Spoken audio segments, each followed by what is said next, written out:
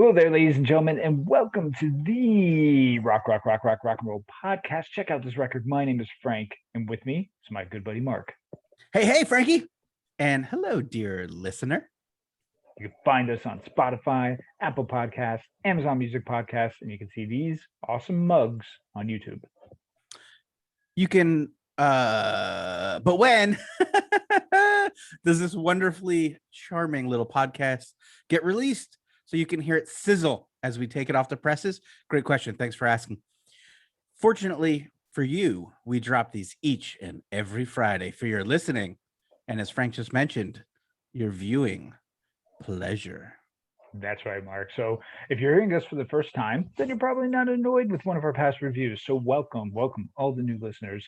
We review records track by track, baby. We have a lot of musical discussions. We do spotlight episodes, which might even include some mysteries. And we've only scratched the surface. And we're just getting warmed up, right, Mark? That's right. It is getting warm. Be sure to check out our verse series where we pit two bands or albums or more against each other and make them duke it out for total stereo domination. You know, I always picture in Rocky IV when the glove is coming up. You got the American glove, and then you have the Soviet glove, and they come and they collide. You want it to say domination, just like that. Beautiful. Now, be sure to check us out on Instagram and our Facebook group, and hopefully these episodes will leave you wanting more of our musical goodness. And that guy right there, his random nonsense, of course. Now, if you have a record you want us to check out, drop a comment wherever you find us. We'll talk about it, and it might show up on one of these episodes. While you're at it, subscribe, give us a review and a rating. So I say this, Mark, to you. Are you fucking ready to chat about the Brothers Felice here? You better fucking believe it, buddy. You know, I've been wanting you to listen to this band for a while, and I'm not sure why didn't I bring it to the table earlier. But Mark, let's chat a little bit of a brief history here of the band known as the Felice Brothers. So we actually have three brothers. We have Ian, Simone, and James. They're originally hailing from the Catskill Mountains, and they actually got their start playing in the New York City subway. They lived in Brooklyn, and they would play subway stations at 42nd Street and Union Square. Their first proper album actually came out in 2006. Now, by 2008, only 2 short years after that, the brothers had released 5 albums, with their self-titled actually starting to pick up momentum. Between 2008 and 2016, the band would release another 6 records, from their controversial Celebration Florida to the Return to Form, Favorite Waitress, to this release that we're going to be talking about, the 2016 Life in the Dark. So I mentioned 3 brothers. The band actually has 2 main members, Ian and James Felice. Former members actually include their brother, Simone, who left in 2009, their friend Josh Christmas Clayton Rawson, interesting, frequently described as a traveling dice player, fiddle player Greg Farley, and drummer Dave Estabrook. At other times, they have featured a horn section in the band, composed of local Hudson Valley musicians. Now, brother Ian is the main vocalist. He plays guitar and piano. James contributes vocals and plays the organ and piano. So, Mark, I gave you Life in the Dark. Your thoughts? What vibes are you getting here? I wouldn't have guessed these guys cut their teeth in a New York City subway station, because it felt like I was back in a dark, dingy, smoky little bar, and I absolutely loved it. Took me a little bit to get past some of that real heavy rhyme scheme, especially early on, and we'll talk about that. But this album really has a way of working itself under your skin and quite frankly, into your heart, Frank. This album, it kind of feels like a CD you'd buy from a band that's playing at one of those great watering holes I just described. And you listen to it on the way home while you're 0.07, and you say to yourself, man, why don't more bands sound like this? This is so good. Why don't more people like this kind of music? They're one of those bands that it really just felt great to be listening to this band. I can understand that kind of like, hey, we just played for hours and hours in the subway. It sounds like a band that's just been sitting in a bar all day, playing and playing and playing until they get it right. And it just feels lived in. It feels really nice to get into. I really just was so stoked with this record. Oh, that's so awesome. That's so awesome. So let's start with the records. Are you ready to chomp into these tracks? I would love to jump. All right. So, first one, Aerosol Ball. So, if you haven't heard the band before, a song like this will really give you a good idea about what they, well, are about, right? Aerosol Mhm. Ball is the first single off the album, and we have this Dylan stream of consciousness with the lyrics. Um, for example, the rain in Maine is made of Novocaine, Florida Keys is made of antifreeze, Maryland made of heroin, and more. Lots of random thoughts, drugs mentioned here with a full old string folk band to give it really this nice sound to open things up here, Mark. So my question to you is, did you like this wordiness? Did you like how everything flowed in this tune? Yeah, so lyrically, this was a bit of a pill at first, especially when I'm being over analytical and trying to read way too far into lyrics the way I like to do. Then I did just that. I read the lyrics as a whole, and I did. I got that Dylan, excuse me, feeling. So I just started it right over, completely cleared my head of it, and I found it completely charming. Really cool number. I love this old school kind of Americana shuffle that they have going on there.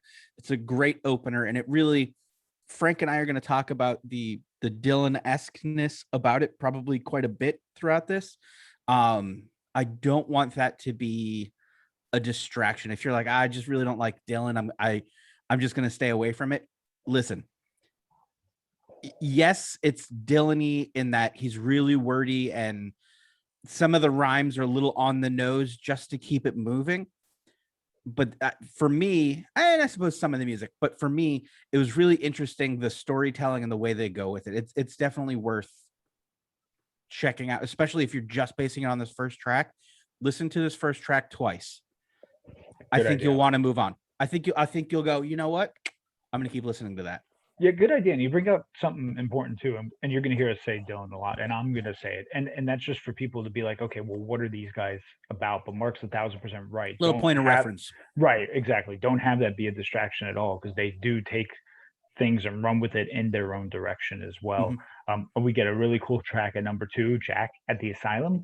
Well, if things can get any more cryptic, we have this song, right? Starting off again with this old time country folk violin and bam, more lyrics, lots of weight to them.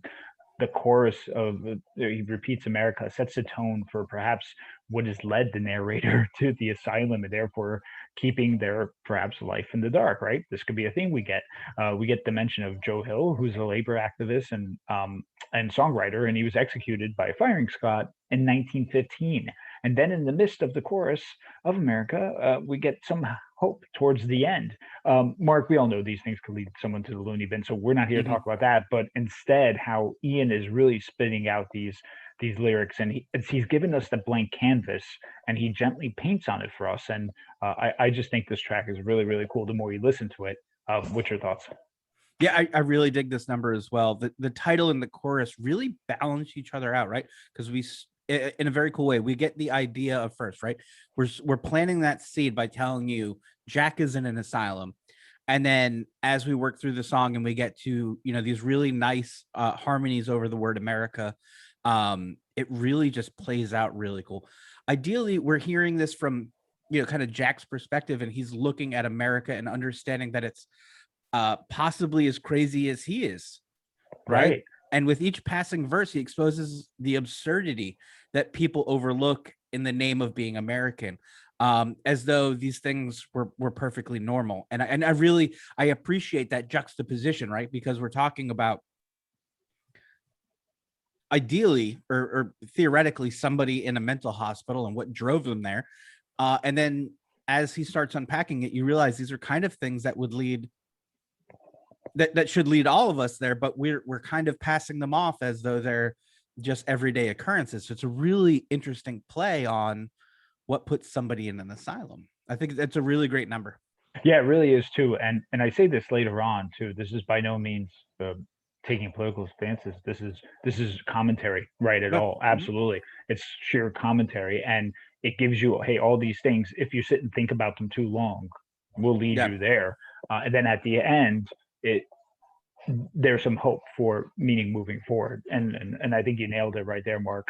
And I mentioned Life in the Dark. So now did you want to say something? Sorry.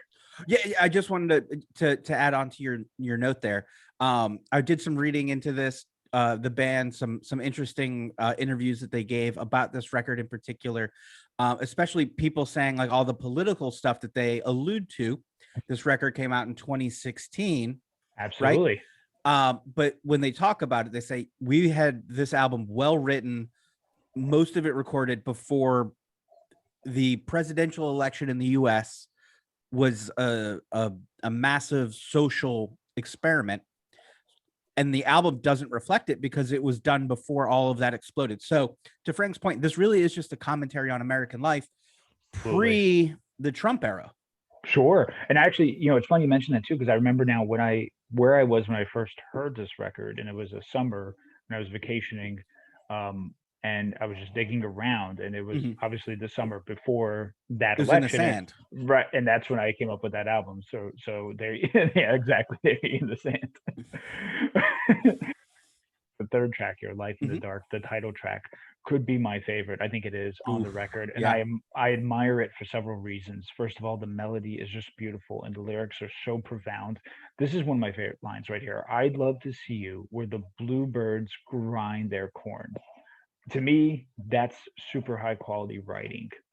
So something I like to point out here is, I'm sure you've heard us mention on previous episodes how we rip on simple rhyme schemes, and yeah, you could say they're present in these songs. However, they precede all this depth in the lyrics, and it's a very niche art to do. And I think this is an art the way he's crafting the lyrics.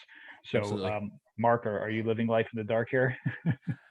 A good portion of it I am, Frank. A good portion. The rhyme scheme can be distracting, but because it's not a sudden appearance here on the album, it's part of his Ian's writing style and singing style. And because he's not doing it in a corny way, and the way he's doing it, it really works and actually adds to building this world and creating, as you said, painting on that tapestry. He's really able to do that. 99% of the time, I would argue, because there are a few rhymes where I go, okay, that was a little on the nose. But Sure, hey, look, sure. you know what? At the same time, understanding his process, understand what he's trying to do, I think it really you give it a little more slack than maybe you normally would, because you can see that that's his style and it's not simply a gimmick. Right. But otherwise, I'm with you. I really dig this song. The melody and the rhythms are simple yet straightforward, and they deliver with heart. And it's felt like the band is stepping out from a dark place, even if it's just long enough to expose what that they are in the dark. So it's a really interesting way of showing your darkness and your, not even, he doesn't really refer to depression at all or melancholy. It's really just about kind of seeing the light and striving for it. And I think it's really interesting that sometimes all we need to do is expose that we're in the dark. Yeah. It's a great way to put it. Great way to put it. Thanks, Uh, bud. yeah. Hey, you're welcome, man. A track like track 4, Triumph 73. It's a really somber tune, and the narrator rather be on their Triumph 73, aka motorcycle, and the joy that comes with that freedom. And Mark, I thought of you right away because as a writer, this had Mhm. to hit you in those feels, so to speak, and penetrate you. Am I right about that, old chum? No, absolutely. There's certainly a freedom that comes with the open road on a motorcycle. You don't have the security of a big car around you. It's really just your willingness to stay alive that keeps you upright. And I think they really nailed that feeling there. This does sound a bit more than just a somber tone about getting away. Rather, um, it's about where you're getting away from something.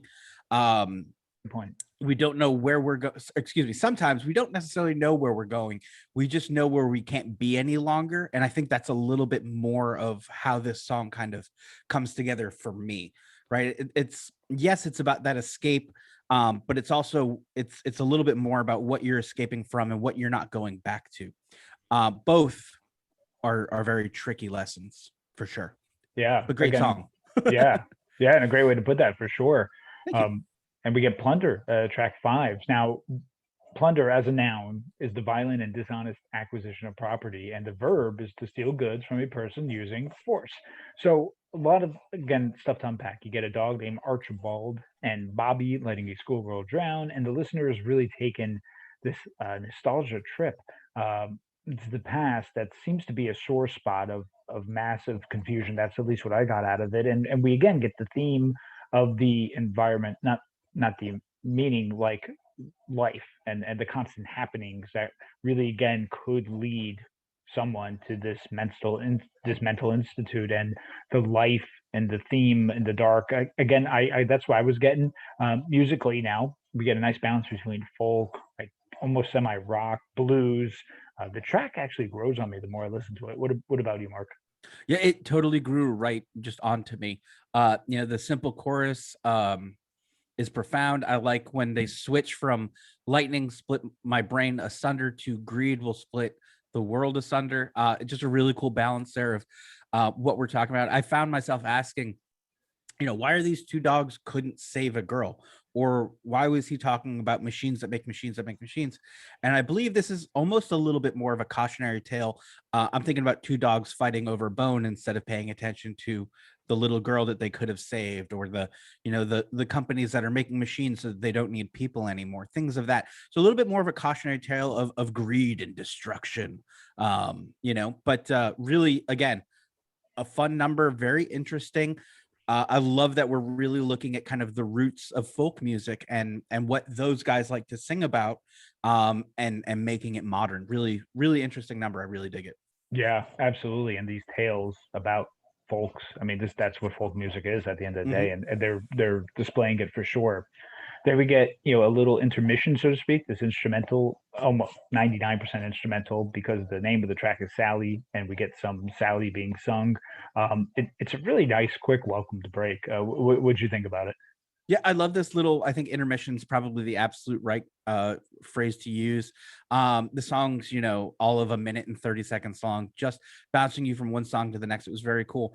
You know what it kind of reminded me of, Frank, was the Pogues and Rum Sodomy and the Lash, a little bit of that kind of traditional. We wanted to throw it back to our roots, even though we're really not doing this, but we can, and they do it very well, and it feels very lived in. Again, it feels like you're in that bar, and that this has just happened. This is just a song that's happening as you're ending a conversation, go into the bathroom, or stopping at the bar to pick up a drink, and then talking to a cute girl at the cigarette machine or something. This is just that noise that happens in between, and like, did they just scream Sally? Like, it's a really nice little nugget, just kind of that fills out the world and the depth of this record. Yeah, and it's interesting too because you made me think of something when you mentioned the pose too. It's like Mhm. when bands dedicate themselves to this niche, it's so in them that I think this has to get out on the art that they perform in this Yeah. album, even if it's for short little interludes or intermissions, whatever the case is. Like you said, they wanted to show that this is what they do and they could do it, and it was really cool the way it's Mhm. been pieced together. Um, Track 7, we get Diamond Bell. If the title track is my favorite, then this is an extremely close second. Diamond Bell, the tale of a gunslinger and her stories of killing sprees, putting bullets through Judge's skull, and how one meager kid from Arkansas fell in love with her. The chorus, again, if we're talking from a songwriting perspective, Diamond Bell, where are you now, over the meadow and through the trees? Another great example of just fine songwriting, not only in the lyrics, but in the melody. So you know what, guys? Screw those crappy Western songs that suck, like "Wanted Dead or Alive" by Bon Jovi, and listen to Diamond Bell. Mark, do you like this song? Dig this song as much as I do? Yeah, absolutely. We're talking about how much is borrowed from Dylan here. Um, but I'm hearing a lot of Springsteen's Nebraska, particularly on the song, and I absolutely love it. I adore the idea of telling the story of a female gunslinger through her lover, and how she leaves him to the cops so that she can make a getaway, knowing he won't or maybe couldn't tell on where she was going, and the impact that it had on him, knowing it didn't matter because he was going to swing from a tree the next day. Absolutely stunning, really beautiful job here. um I can't help but like really admire a song that's this cool. and just kind of really a different take on classic folk music. Yeah, absolutely. And again, the meager person is so enamored, with the character Diamond Bell that Mm-hmm. basically, he's just in awe all the time about it, and it leads him into some questionable paths, but a really cool song. Mm-hmm. Track 8, Dancing on the Wing. We get a pickup there in the rhythm, and although folky, you could hear, of course, there's blurred lines, but you could hear like an old time country feel too. The narrator again is really enamored here with a complex person. Maybe it's a junkie, and later we see that they might fall in love with someone more simple minded to perhaps prevent the heartbreak. I would say this is a track I probably have listened to the least over the years, but that's just because everything thus far has been so good. Mark, your thoughts on Dancing on the Wing? It definitely has that simple kind of country backbeat and rhythm for sure. There are a few lines, but I think overall it falls the flattest of all the songs on the album. It's fun to hear them do a little honky tonk in the middle there. They're able to pull it off, and it sounds authentic and it sounds really good. Uh, but it feels, in the context of the rest of this album, I don't want to say unnatural for it. It just feels like and we can do this, and this just doesn't work as well as all of the other things that they did. Um, it's hard to say. Like I don't necessarily think that this is a bad song. I don't think it's a great song. The largest problem with this song, especially if you're listening to the album through, this is the weakest song, most certainly to this point, but probably of the entire album. Yeah, yeah. Absolutely, absolutely. And track 9, I mean, the album's Here We Go. We're at the end now, and this is Mhm. the 8-minute song to close things out here. It's a somber and emotional tune, but what's interesting with this track is that around 3:30 minutes, 3 minutes 30 seconds. Sorry, the song just ends and picks back up with a completely different structure. We have it could mean a multitude of things, but we have what seems to be maybe an amicable divorce, or perhaps a person going off to the military, or just some sort of job that takes them away from their family. Regardless, for an 8-minute song, I think to be broken up like this, it gives us some relief from the tension of a straight 8-minute song and changes things up. I think, which is pretty cool for a closer. Mark, your thoughts on this? Yeah, it really does feel like two separate songs, but it's not inconceivable they're that they could be related. That said, I found an interview with James Felice, who said that no, they aren't. They're not related. It's just a hidden track. But that because of the placement of it, so many people have assumed that they're related because they kind of work together. That sure, if you want them to be related, they're related. Which is, of course, the ultimate singer songwriter thing to say, right, Frank? Like, Go. do you think that works? Because that's what it is. If that's what you want.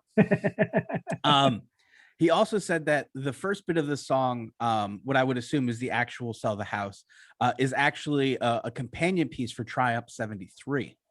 So now if you go back and listen to Triumph 73 and then the first bit of this, it really kind of changes that escapism idea a little bit, right? And cuts back a little more to that I can't go there kind of mindset, which I thought was really cool. I like the track on the back half, so the hidden track, if you will. I really liked very simple kind of guitar and vocals. Really cool number. I just absolutely adored it. I thought it was great. Yeah, and made me think of because Jacksonville is mentioned in the song. They have an Mhm. album called Celebration Florida, and talks about the Florida Keys. A lot of Florida in this, huh? They hate us, and they have every right to. I don't know or that for sure, or but they you have love every us, right to hate maybe. Florida. Maybe, Maybe. maybe. Yeah, New Yorkers have this, right. They think Hmm. Florida's like Narnia, right? So they have this really fascination with Florida. Narnia. Yeah, So honey, Mark, I got that new wardrobe so that we could just go down to Florida. I don't know what voice that is. That's just my New York voice. I'm sorry, it's offensive. like an old like jeweler, like like Yeah, like you've been in the jewelry business for a long time, and yeah. Frankie, let me sell you this ring. It's in this cupboard that'll take you to Boca Raton. Love it. Thank you. Oh man. So Mark, Mhm. final thoughts on the record that we have here. Yeah. I was just really impressed with how many aspects of this record, excuse me, with so many aspects of the record, it does some really wonderful storytelling that while it may not appear quote unquote authentic. The songs come across super genuine. Nobody assumes that anyone knew Diamond Bell. Okay, it's a song about a made up person. I don't know why that you need that to be authentic. Anyways, sorry, I read a bunch of reviews and I was like, fuck that guy. It's true I though. You're didn't right. feel like they were trying to trick me with the storytelling or sell me something more than what this record is. It's a modern folk album that borders on Americana with a touch of the blues. I'll be listening to this record for a while. I'm looking forward to getting into more of their albums or releases. They have kind of a funny backstory that Frank would kind of describe to me a little bit of. These guys started in the subway and put out a bunch of stuff, so it's hard to tell what came out when, which is totally cool. I think that's like, how much more folk can you get than that? Um, I'd say for me that this is probably a solid 7 out of 10. And when the world returns to whatever normal allows concerts to happen in, I'll be seeing these dudes as soon as they come our way. How about you, Frankie Felice brother? Yeah, so I really like the storytelling here. It's not corny in the least, and it really is focused on giving the listener this view in their mind's eye of what's going on. I'd like to repeat, don't confuse some of the subject matter with this being political, as it's not. It's commentary, and it's really universal to us all, regardless of viewpoint. I love Ian's lyrics and Well the said. off key Dylan style singing it does. Musically, it's folk rock, country rock, Americana, roots rock, whatever you want to coin it. I say it's just good music, right? Hey So yo. that Ayo, so definitely check out their releases. You won't be disappointed.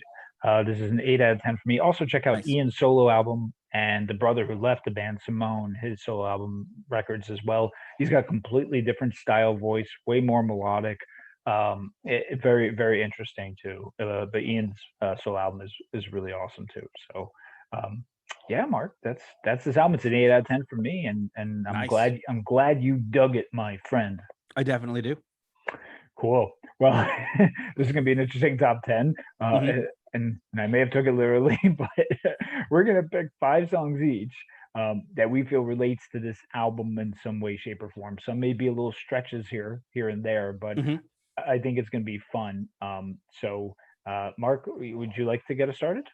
Yeah, absolutely. What we want you to do here is take down a piece of paper and a pen, unless you're driving. Go ahead and make yourself a playlist. You can just flip over to your favorite music streaming app and build yourself a playlist while we do this. Your first track is going to be Hurricane by a guy we've talked about a little bit tonight, Bob Dylan. Wow, yeah. This was the first song I thought about after hearing the album, and I loved revisiting it. It's got this up-tempo groove and classic Dylan darkness, and really Funk. Dylan really must have been a fantastic influence on these guys. I'd love to sit down with them and just listen to Dylan records and see where they go in terms of what influences them. Yeah, totally. Yep. So a song I thought about during the album is "I Am Disappeared" by Frank Turner. And the reason is because we have "Life in the Dark," and to me, I you can take it a multitude of ways, but one way I've thought about is seclusion to agoraphobic stuff of that nature. Mm-hmm. And then I'm thinking of the complete being stationary landlocked, excuse me, and then I think of um, the opposite of that, which is the person who doesn't want to be that, and that's what Frank Turner's "I Am Disappeared" is about. So that kind of gave me that little correlation between those two. But yeah, Frank Turner's "I Am Disappeared." Nice. My next one is a favorite of both hosts here, Murder in the City from the Avett Brothers. A good part of a good part of this is modern folk storytelling, and it doesn't get much better than the Avett Brothers when it comes to modern folk storytelling. The Felice Brothers, I got to tell you, Frank, giving them one hell of a run for the top spot there. Both are wonderfully geared to breaking your heart while making you, while giving you just a gleam of hope. Yeah, beautiful, Yeah. beautiful. The next song I have here is "Here I Dreamt I Was an Architect," and that's by the Decemberists back in their early days. And the reason why I had the correlation is the rich storytelling. The Decemberists have really crazy kind of prog rock concept folk albums, and this song in particular, again, is just it's handing someone a canvas and painting on it, and that's where I connect with a lot of the imagery that we heard in this album. So that was my next track. Yeah, absolutely. So my next one is going to be Dog Bumped by Tim Berry, a favorite of mine. This was a hard pick for me because I definitely heard a lot of Tim in here, but in a very different way. He has a very different approach to what the storytelling than the Felice Brothers do. But I picked Dog Bump for the storytelling and, of course, for the plot twist. Put it on your playlist and enjoy. It's fantastic. Yeah. This next one I think is an interesting track, and it correlates in the asylum sense and about someone going crazy, and that's the song Jug Band Blues. This is from the Pink Floyd Sid Barrett era, so very very early on, before the Pink Floyd that most people know. Um, Again, the Life in the Dark, we have some instances of someone going insane and in a loony bin. And if there's a song that's literally about someone cracking up while they're performing it and in real time, I think it's Jug Band Blues. And watch the video because I think literally he's having a breakdown while it's happening. So, Jug Band Blues, the Pink Floyd Sid Barrett era. Very nice. Great pick. Uh, my next choice will be a little song called Dry Lightning from Bruce Springsteen. Now, I know I mentioned Nebraska earlier, but The Ghost of Tom Joad is just as powerful, and Dry Lightning is a perfect example of what the Felice Brothers are trying to do by picking an object and tying it to tying it to a loved one. It's simple but profound, really great number, and of course, I mean, it's Springsteen. Yeah, I mean, The way I love him most. totally.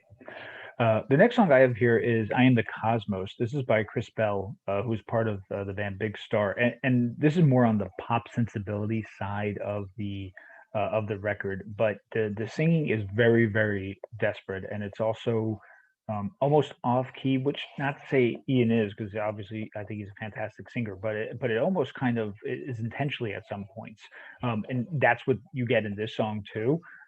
So I kind of equated that to the way Ian was trying to sing. So I Am the Cosmos. Very nice. My last pick for you guys is I Never Cared for You by Willie Nelson. I have a bit of a growing love affair for Willie. Stop the presses. LOL. No, he's just awesome. And I came across the song and just blown away. It was the same feeling that this record gave me the first time I heard it. I was comfortable, and there's something new about exploring something I know nothing about. It was really there's something about this song. There's something about the Felice Brothers where you can kind of cuddle up to it, if you will, Frank. Even though you don't really know it that well, and you feel like you've been there, you feel like you know it, you feel like you're part of it. It's kind of angry, it's kind of sassy. It loves you as much as you love it. It's really just really beautiful. Well done. Add it to your cool country folk singer songwriter playlist and be blown away that you've let Willie pass you by, like you know, but you didn't fucking know, did you? Because I didn't, and that's the truth. I've always been like, yeah, Willie's cool. I had no fucking idea how cool Willie was. So, I mean, if you want to talk about it as authentic it gets, yeah. I mean, that's it right there. My last track, it's a little bit of a stretch. It's not Americana folk rock. It's more of an experimental tune, but it's the Okay. tune called "The Bluebird Room" by the band The Static Age, which sounds nothing like the Misfits, by the way. But that's where they got the name from. But And no Static X either. no, Static X. Okay. So I go back to my favorite line from the album, which is in the title track, "Life in the Dark." I'd love to see you when the bluebirds grind their corn. That imagery, a lot of folk music uses it, birds, bluebirds, and maybe think of this song, Bluebird Room, which is the foundation for what the narrator in this particular song is going through. So a lot of symbolisms, and it made me think of that, and that's my correlation. God damn it. You like that? You like that? I mean, sure. Everybody gets angry in their own way, buddy. You do you. Wow, Mark, that was a killer list we came up with so what do you have? I say this with caution because I don't know what Mark's about to say. Mm-hmm. What do you have for me next week, Mark? Frank, you're probably going to kill me for this, but we're listening to one of my favorite heavy records. It's the Doom Riders, their second album, Darkness Comes Alive. Get ready to murder those workout, buddy. Get ready to murder those workouts. Oh man, Yep. I'm stoked for this. I requested something heavy from Mark, and Mm-hmm. I'm glad he presents this to me here. You're going to get it. Get it. I'm gonna totally get it. Um, let's see what I think about it. Right? Yep. Well, Hey. Look, remember you wanted to do Sabbath and you were blown away. absolutely. Right. So, and I'm not saying that this is going to be Sabbath. Right. I'm saying this is heavy. It's got some super killer guitar riffs. I think some licks you'll dig. Lyrically, I mean, we're talking about a genre that's known for a bit of fantasy, and I think that they fulfill that. There's a little tough guy stuff to it, but for the most part, don't worry about that horse shit. All you got to do is worry about having a good time, maybe throwing some weights around, really getting that jog going. I think you'll be into it. Doom Riders, Darkness Come Alive. Yeah, and I'm seeing here 17 songs in 46 minutes. That's not right. Is that an extended version? It might be. Okay. It might be 17 songs. I don't know. I was gonna say I'll kill you more for the 17 songs as opposed to the music. No, I'm kidding. Oh man, well it's gonna be fun. I'm excited. I know Mark's excited, and I think he's just realizing, if you could see, that it is actually It's 17 17. songs. I mean, the opening track's just like some noise. It's fine. Don't worry. It's gonna be awesome, dude. I can't wait. I mean, it's gonna be something. Hey man, there's nothing more I enjoy doing than talking records with that guy right there. Oh, thanks, buddy. So let's see if I still feel the same next week. But I will. Yeah. I know I will. I am putting it out there. I will. Mm-hmm. Yep. Cool, man. I'm stoked. Hey everyone, thanks for listening. Like, subscribe, follow, do all that cool stuff. And thank you guys again. Be safe out there. Yeah. And bye-bye.